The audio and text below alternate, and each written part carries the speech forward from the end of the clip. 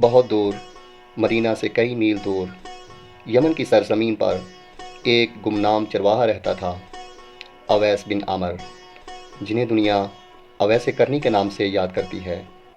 نہ وہ بڑے گھرانے سے تھے، نہ شہرت یافتہ، نہ کوئی لقب، نہ کوئی پہچان۔ دنیا کی نظر میں وہ ایک عام آدمی تھے، مگر اللہ کی نظر میں خاص۔ ان کی ماں بوڑھی، کمزور، آنکھوں سے تقریباً نابینا ان کی ماں تھی۔ اویس کرنی کا سارا جہاں ان کی ماں تھی۔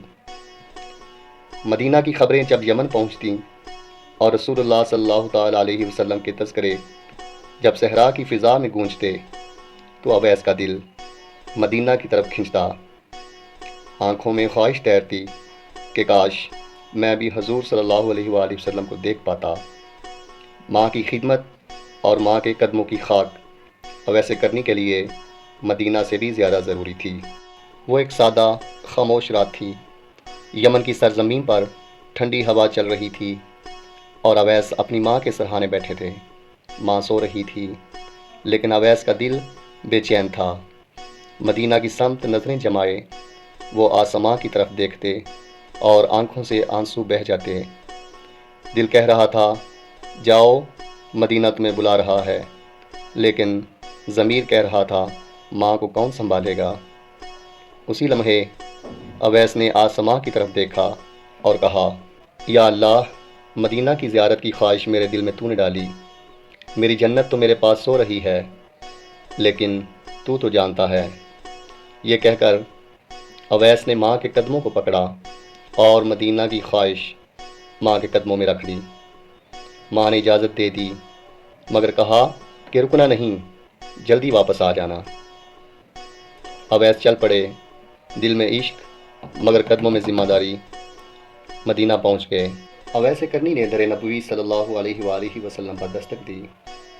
دل دھڑک رہا تھا، لب کانپ رہے تھے، آنکھیں نم تھیں، لیکن اندر سے آواز آئی، نبی گھر پر نہیں ہیں، وہ کہیں باہر تشریف لے گئے ہیں۔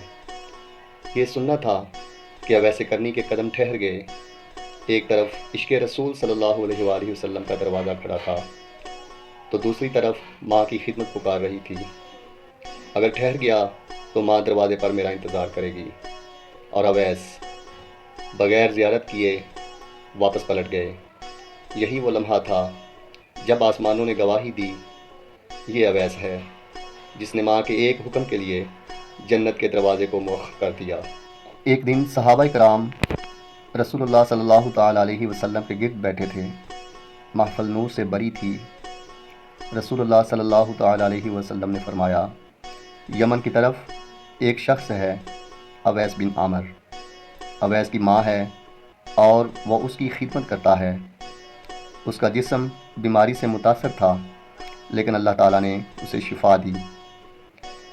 پھر حضور نے فرمایا، اے عمر، اے علی، اگر تم کبھی اویس کرنی سے ملو تو اس سے دعا کروانا، کیونکہ اویس کا رب سے ایسا تعلق ہے جو زمین والوں کو سمجھ نہیں آ سکتا۔ زمانہ بدل گیا۔ رسول اللہ صلی اللہ تعالیٰ علیہ وآلہ وسلم پردہ فرما گئے۔ خلافت کا دور آیا اور حضرت عمر امیر المومنین بنے۔ ایک دن یمن سے آنے والے لوگ موجود تھے۔ قافلوں کے قافلے مدینہ آئے۔ حضرت عمر رضی اللہ تعالیٰ عنہ باہر تشریف لائے اور ہر قافلے کے سامنے کھڑے ہو کر یہی سوال کرتے، تم میں کوئی ہے جس کا نام اویس بن عامر ہو؟ کوئی ایسا جو ماں کی خدمت کرتا ہو؟ اویس کرنی کی خبر ملی تو حضرت عمر اور حضرت علی رضی اللہ تعالیٰ عنہ خود چل کر گئے۔ ریتلے میدان کے کنارے پر جہاں ایک شخص اپنی چادر لپیٹ کر بیٹھا تھا، حضرت عمر رضی اللہ تعالیٰ عنہ نے آہستہ سے آگے بڑھ کر کہا، کیا تم اویس بن عامر ہو؟ اویس نے نظریں نیچی رکھ کر جواب دیا، جی، میں تو بس ایک گناہ گار بندہ ہوں۔ حضرت علی کرم اللہ وجہ الکریم نے فرمایا، ہمیں اپنے بارے میں بتاؤ۔ اویس نے کہا، کچھ نہیں، ماں کی خدمت کرتا ہوں اور کبھی کبھی دل چاہتا ہے مدینہ جاؤں۔ حضرت عمر رضی اللہ تعالیٰ عنہ نے کہا، اویس، رسول اللہ صلی اللہ تعالیٰ علیہ وسلم نے تمہارا ذکر کیا تھا اور فرمایا تھا کہ اویس سے دعا کروانا۔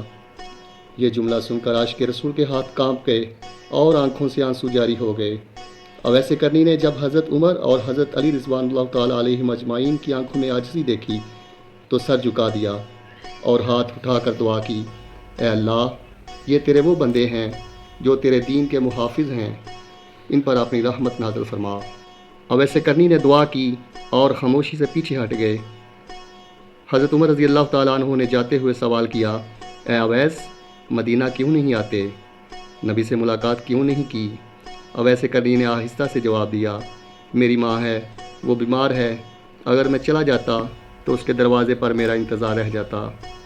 پھر آسمان نے دیکھا کہ دنیا کا حکمران اور نبی کا شیر اس نوجوان کو دیکھ کر رو رہے تھے۔ یہی اصل سبق ہے کہ اللہ تک پہنچنے کے کئی راستے ہیں، مگر ماں کا دروازہ سب سے سیدھا اور آسان راستہ ہے۔